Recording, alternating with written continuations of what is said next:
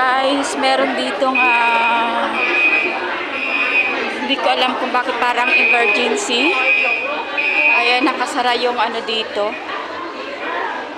So, bakit kaya? Anong problema dito? Kasi nakasara.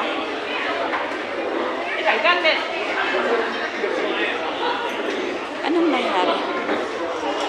So, ayan. Hindi siya pwedeng pumasok. Kasi nakasara. Pero meron ditong, hindi ko alam eh. Di ba nasa loob na yan ang mall? Oo. Kaya nga kinlose na emergency yan. Pero pwede siyang pumasok dun, oh. Tingnan natin. Kaiswasyo tayo. Binayaan natin. Ayan, tingnan natin kung ano yung nangyayari dito, guys. Kung bakit naka-close.